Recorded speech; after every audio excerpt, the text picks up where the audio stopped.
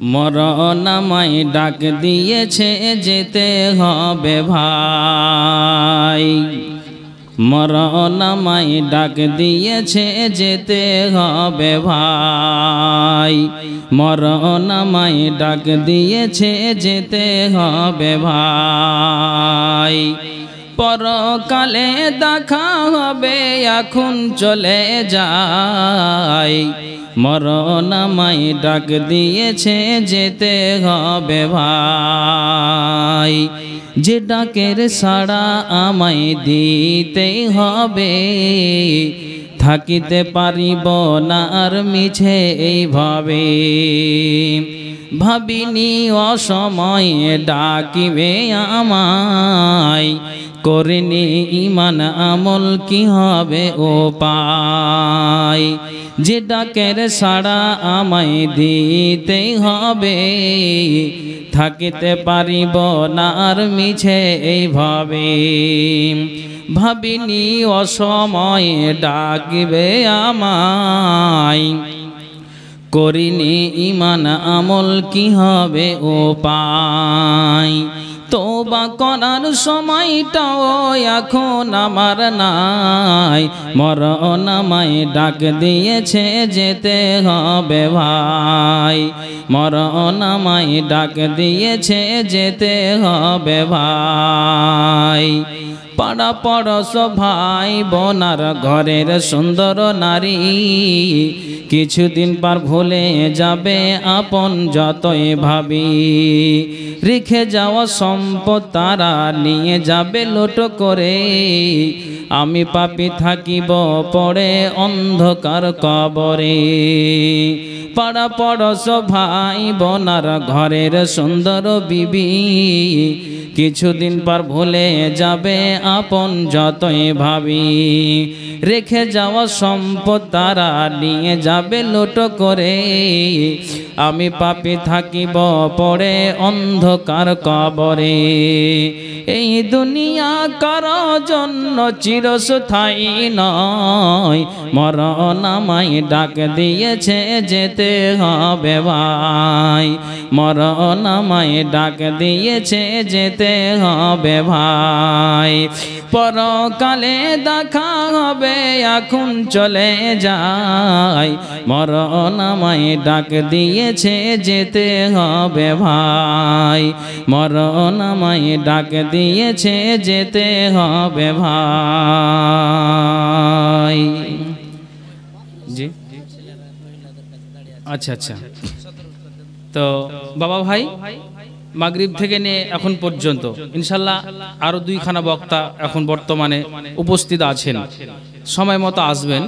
তো আপনাদের অনুরোধ করছি যে যারা দাঁড়িয়ে আছেন এটা ঠিক হচ্ছে না, সামনে অনেক জায়গা ফাঁকা আছে, একটু যদি আসতেন তো খুব ভালো মনে হতো। আর মা বোনদের কাছে যারা অনেক ভাইরা দাঁড়িয়ে আছেন এটাও ঠিক নয়, এত শরীয়তি সভা, একটু আদবের সিস্টেমে বসুন, ওইভাবে দাঁড়িয়ে থাকিয়েন না, একটু চলে আসুন ভাই। ওই যে যারা ওইভাবে দাঁড়িয়ে আছেন এক হিসাবে ফের ভালো হয়েছে, মানে ঠান্ডাটা ঘেরা হয়েছে। হ্যাঁ জি, তো অতএব আপনারা একটু চলে আসুন ভাই, সামনে অনেক জায়গা ফাঁকা আছে। ওই ভাই যারা দাঁড়িয়ে আছেন আপনাদের বলছি চলে আসুন। আচ্ছা, যারা দাঁড়িয়ে আছেন একটু চলে আসুন, আর যারা বসে আছেন আপনারা একটু এগিয়ে যান, সামনে অনেক জায়গা ফাঁকা আছে। তো যাই হোক, সর্বপ্রথম আল্লাহর কৃতজ্ঞতা জ্ঞাপন করি, একটু আওয়াজ দিয়ে বলে উঠুন আলহামদুলিল্লাহ। তারপরে পরে যিনি ইসলামের পথ প্রদর্শক, ইসলাম হিতাকাঙ্ক্ষী, আকাঙ্ক্ষিত দিনের ভিখারি, লাস্ট প্রফেট নবী মুহাম্মদুর রাসূলুল্লাহ, পড়ুন সাল্লাল্লাহু আলাইহি ওয়াসাল্লাম। শত কোটি দুরুদ ও সালাম বর্ষিত হোক, আল্লাহুম্মা সাল্লি আলাইহি আল্লাহুম্মা বারিক আলাইহি। সুপ্রিয় শিক্ষিত সুধীমণ্ডলী, আমি আপনাদের সম্মুখে যে বিষয় রাখতে যাচ্ছি, যিনারা অ্যারাবিকের সঙ্গে যুক্ত আশা করি অবগত বা বুঝতে পেরেছেন বিষয়টা কি হবে। তারপরও এই সময়ের মধ্যে আমাকে দুটো দায়িত্ব পালন করে দিতে হবে ইনশাআল্লাহ। আমি যে বিষয়ে আলোচনা রাখি ঠিক সেই জায়গাতে আমি চলে যাব, এটা আমার মাথায় থাকবে। তো চলুন, আমি আমার ভূমিকা লম্বা না করে কিছু কথা আপনাদেরকে শুনিয়ে দেওয়া যাক। মা বোনেরা বসে আছেন আর আপনারাও সামনে বসে আছেন। আপনাদের উদ্দেশ্যে এবং মা বোনদের উদ্দেশ্যে আমি দুটো কথা বলবো। তো চলুন, আল্লাহ তাআলা এই কোরআনের এই আয়াতটাতে আল্লাহ উল্লেখ করছেন, ভালো করে শুনবেন। আপনাদের আগে বলেনি, তারপর মা বোনদের বলবো।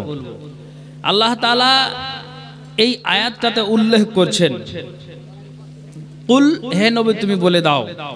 কাদেরকে বলবে? যে যারা মোমেন পুরুষ, যারা আল্লাহওয়ালা মানুষ, খাঁটি ইমানদার মানুষ, ওই ইমানদার মানুষদেরকে আল্লাহ তাআলা বলছেন, হে নবী তুমি বলে দাও। কি বলবে? ভালো করে শুনবেন। তাহলে এই জায়গাটাতে নির্দিষ্ট হলো, এই জায়গাটাতে খাস হলো। এখন আপনাকে বলি যে আল্লাহর খাতায় নাম মুমিন নামে পরিচয় দিতে গেলে আল্লাহ যে বিধিবিধান আছে, আল্লাহ রসুলের যে বিধিবিধান আছে, সেই বিধিবিধানকে আমাকে আপনাকে মেনে দিতে হবে। তাহলেই কিন্তু আল্লাহর যে ডায়েরি, সেই ডায়েরিতে মুমিন নামে আমি পরিচয়টা দিতে পারবো, মুমিন নামে আমি পরিচয়টা দিতে পারবো। তবে আমাকে সেই বিধান আল্লাহ রসুলের এক বাক্যে মেনে দিতে হবে।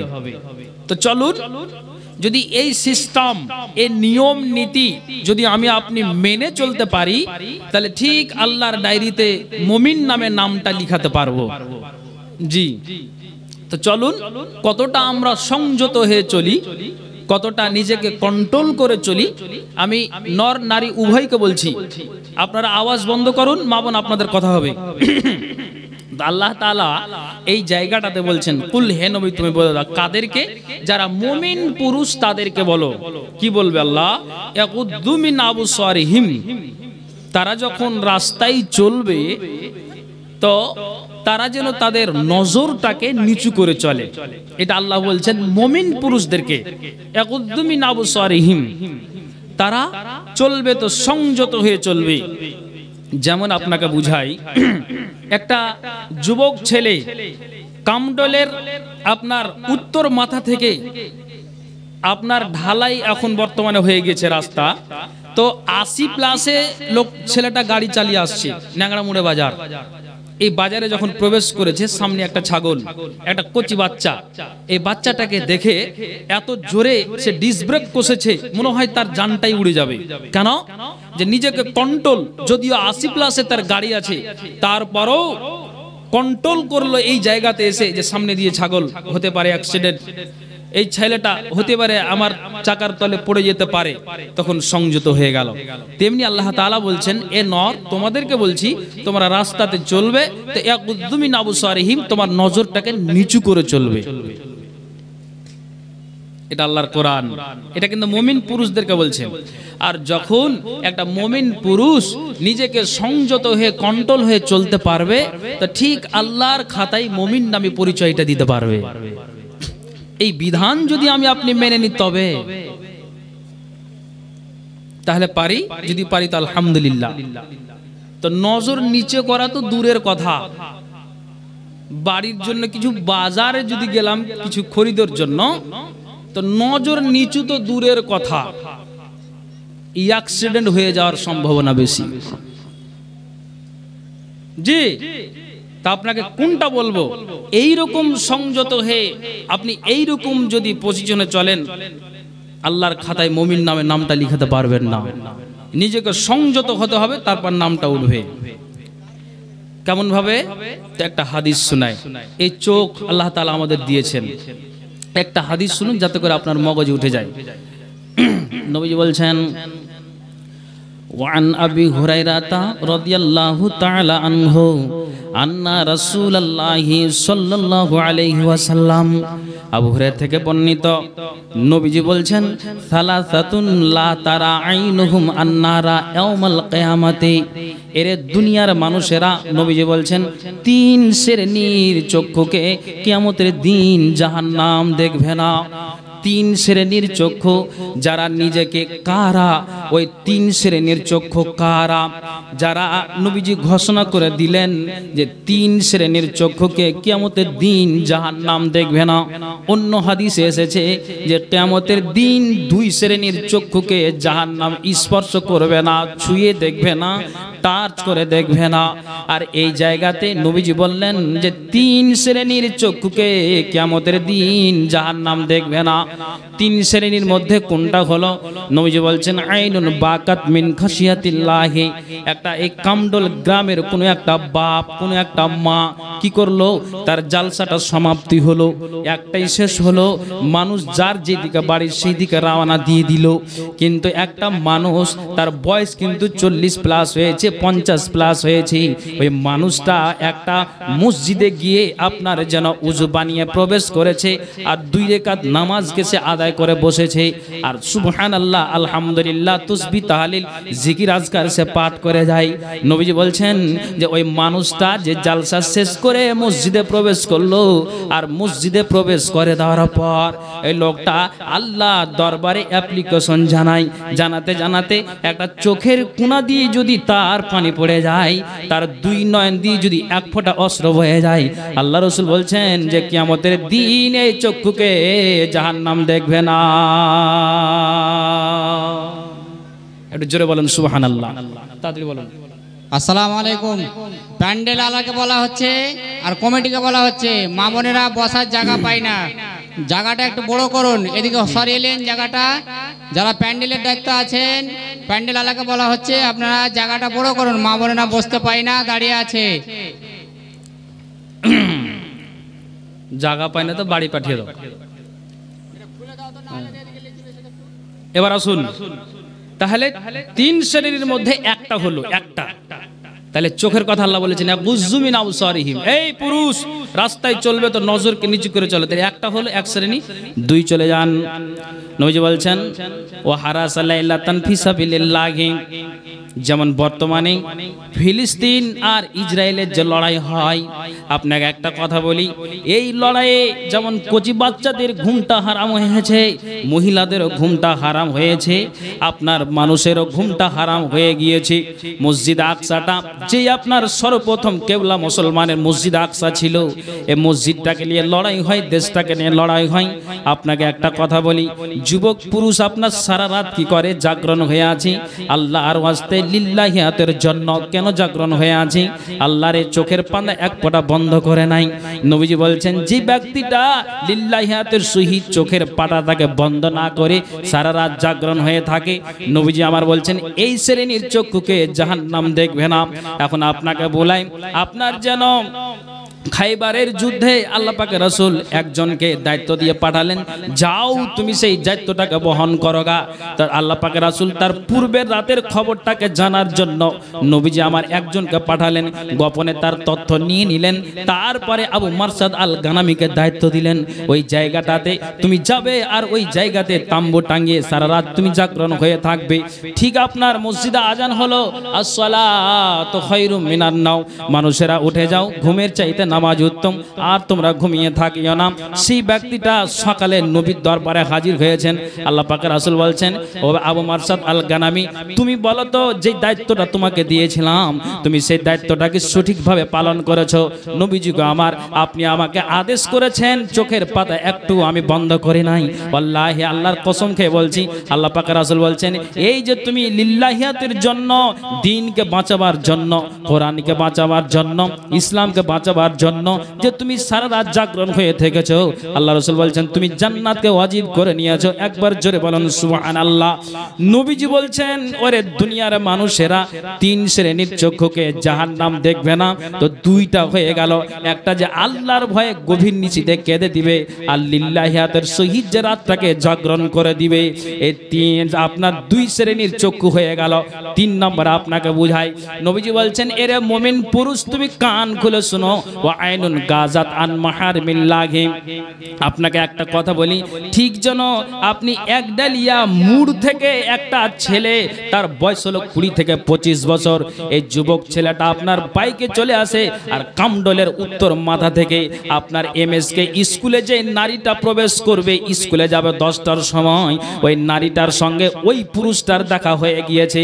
আল্লাহ রাসূল বলছেন ওই নারীটাকে একবার নজর দিল, আর নজর দেওয়ার পরে সঙ্গে সঙ্গে তার নজরটাকে নিচু করে নিল। আল্লাহ রাসূল বলছেন যে যুবকটা একটা অচেনা নারীকে দেখার পরে আর দ্বিতীয়বার নজর না দিয়ে ওই ব্যক্তিটা কি করলো, নজরটাকে নিচু করলো। মায়ের সম্মান দিল, বোনের সম্মান দিল, পিসির সম্মান দিল, মাসির সম্মান দিল, নিজের বোনের সম্মান দিয়ে ওই বোনটাকে একবার সাইড দিয়ে দিল। আল্লাহ পাক রাসূল বলছেন যে যুবকটা একবার দেখার পরে নজরটাকে নিচু করলো, নবীজি বলছেন এই শ্রেণীর চক্ষুকে কিয়ামতের দিন জাহান্নাম দেখবে না। এবার আওয়াজ দিয়ে বলুন সুবহানাল্লাহ, আওয়াজ দিয়ে বলুন সুবহানাল্লাহ।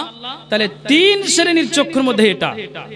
4 জন যুবক, বেয়াদবি মাফ করবেন, 4 জন যুবক হেঁটে যাচ্ছে আর রাস্তায় একটা যুবতী নারী দাঁড়িয়ে আছে, তো নজর দিয়ে আছে, এইভাবে নজর দিয়ে আছে যুবক, একটা ছেলে, তরুণ যুবক, তার বয়স 20 থেকে 25 বছর।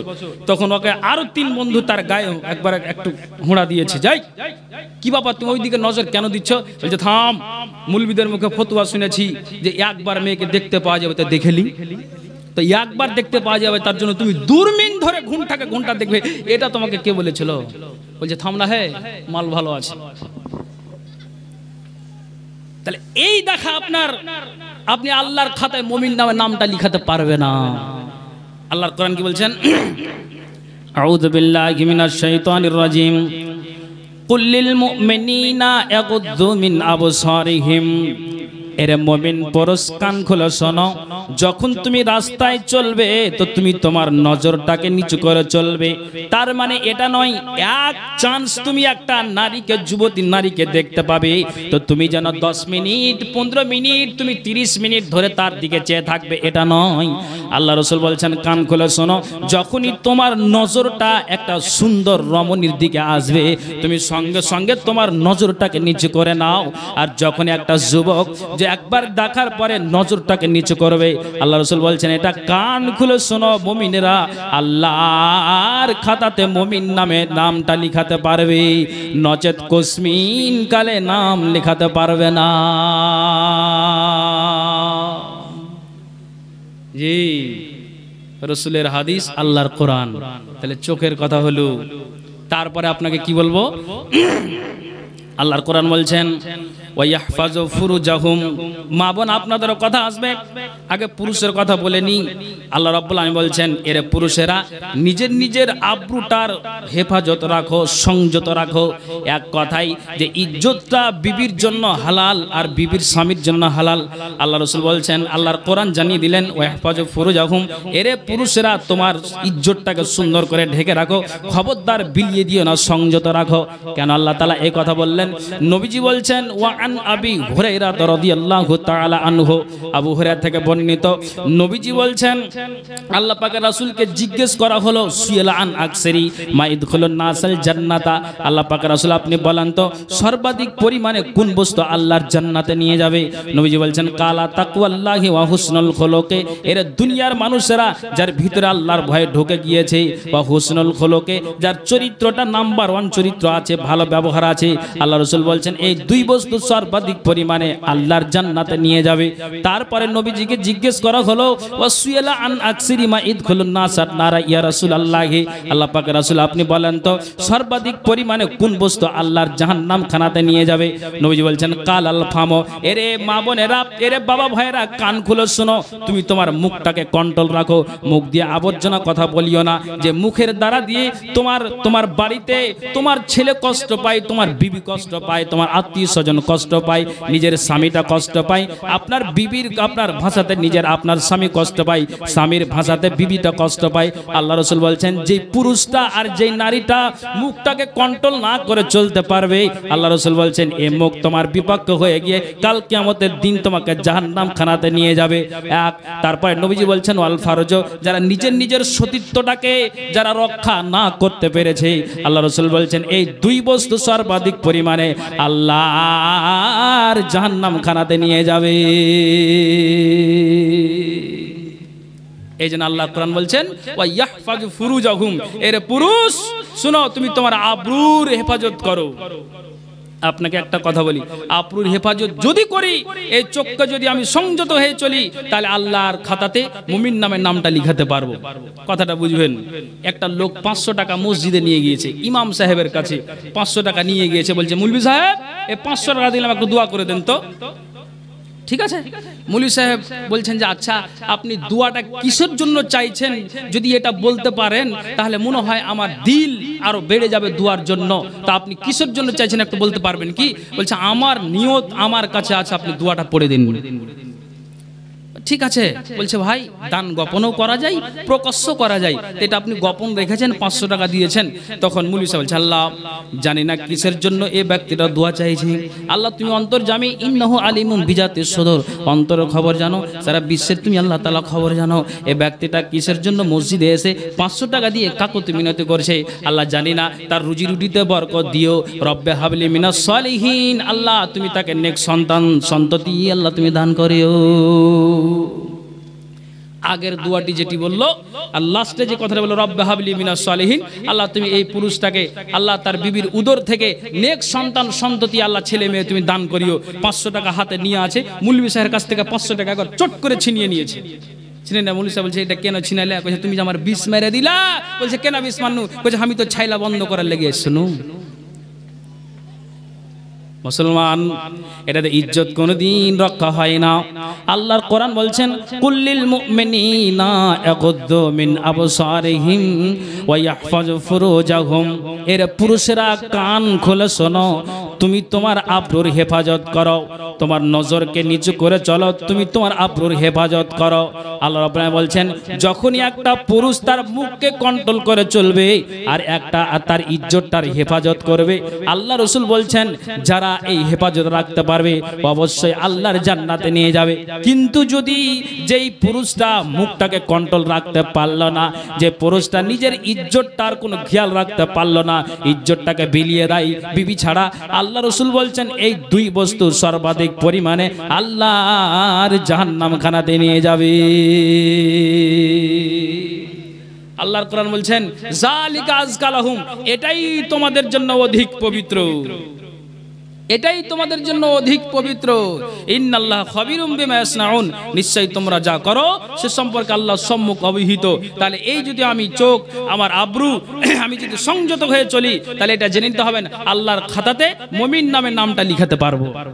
একটা আপনাকে কথা বলি বুঝাবার জন্য, একটা লোক এই মালদার মাটিতে কোনো একটা জায়গাতে জালসে গিয়েছি, লোকটা ৮০,০০০ টাকা নগদ টাকা নিয়ে এসেছে স্টেজে। কত বললাম একটা আওয়াজ দিয়ে বলেন তো? এই বুঝতে পারেননি? ৮০,০০০ টাকা, ৮০,০০০ টাকা নিয়ে এসেছে। দর্শকরা সবাই আমাকে ইশারা করছে যে ভাই এত আল্লাহ একে ধনমাল দিয়েছে, তো যদি আপনি এই ৮০,০০০ কোন কথা আরে কিছু চান তো ইনশাল্লাহ দিয়ে দিবেন। তখন আমি আবার ঘুরিয়ে ডাকলাম যে ভাই ৮০,০০০ টাকা দিলেন, তো আপনাকে একটা কথা বলি, কিছু বলুন। আমি বলছি আপনি আর ২০,০০০ টাকা দিয়ে আপনি ১ লক্ষ করে দেন না। বলছে জান দিয়ে দিলাম। আলহামদুলিল্লাহ বলুন। 1 লক্ষ টাকা হলো। তখন চলে যাচ্ছে, চলে যাওয়ার পর তখন আমি আবার দ্বিতীয়বার ওকে ঘুরিয়ে ডাকছি যে একটা কথা বলবো ভাই। ওর মন যে দান লিবে, আমি যে দান লিব না। বলছি ভাই এত আপনি উদারতা মনের মানুষ, আল্লাহ আপনাকে এত ধনমাল দিয়েছে যে আপনি ৮০,০০০ টাকা ইচ্ছাই দিলেন, আর আমি ২০,০০০ দাবি করলাম সেটাও দিলেন।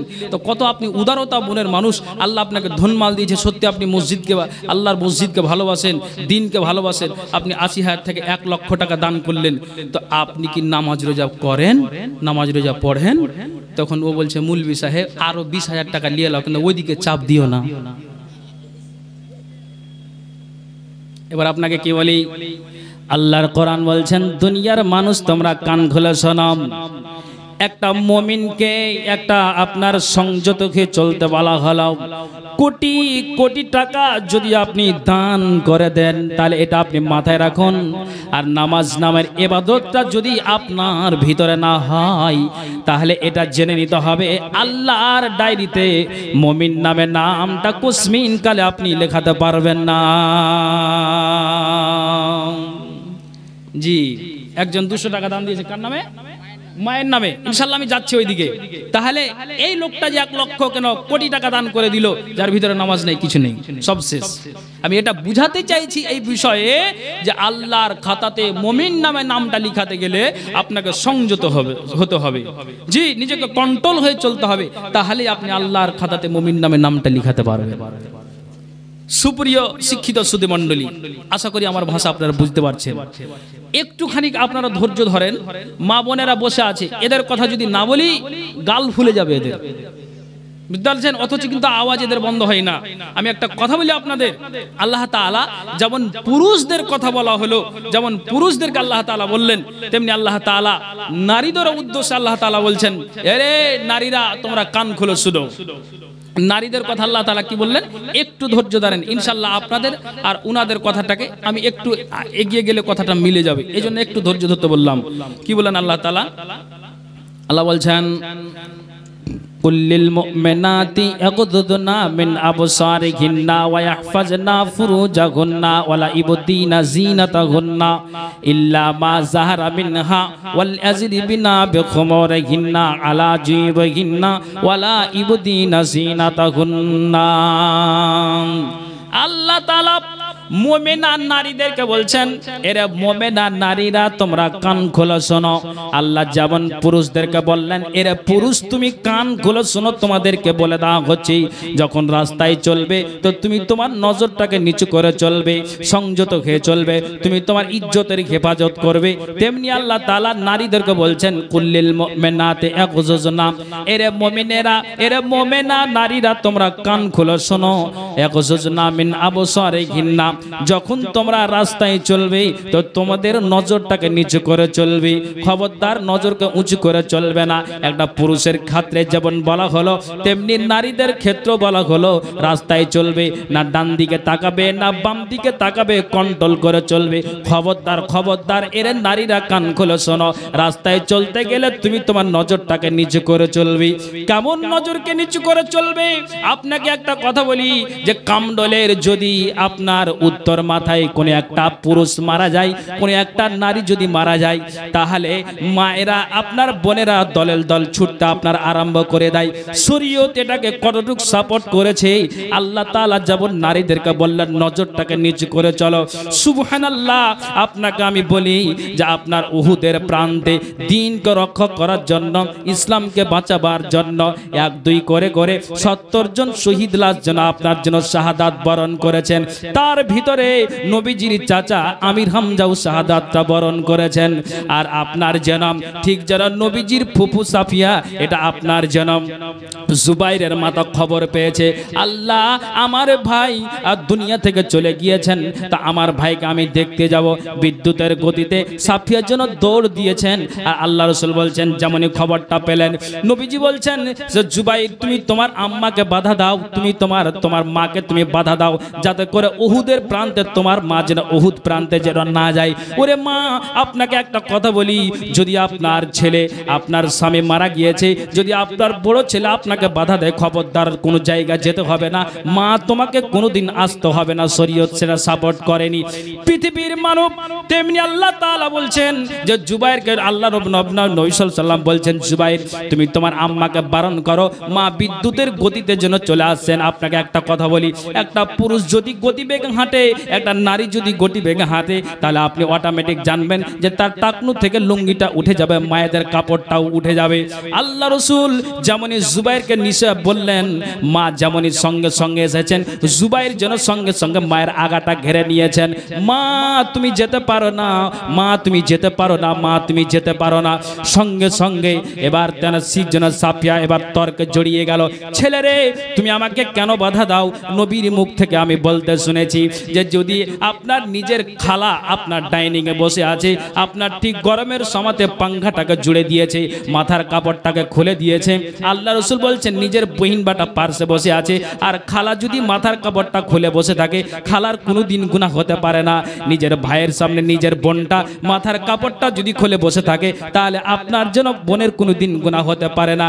পিসি আপনার ভাতিজার সামনে আপনার মাথার কাপড়টা খুলে বসে আছে, পিসির কোনোদিন গুনাহ হতে পারে পারে না।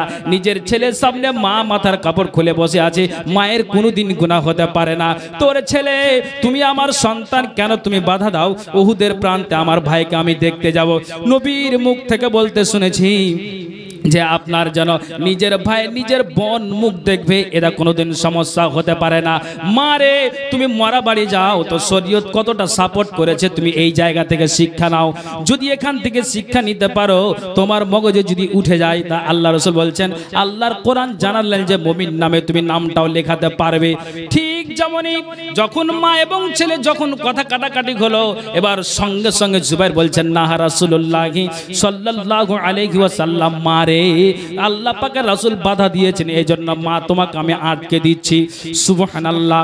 মা দ্বিতীয়বার আর এতরাজ না করে সঙ্গে সঙ্গে রাস্তাটাকে বদল করে নিলেন, আর রাস্তা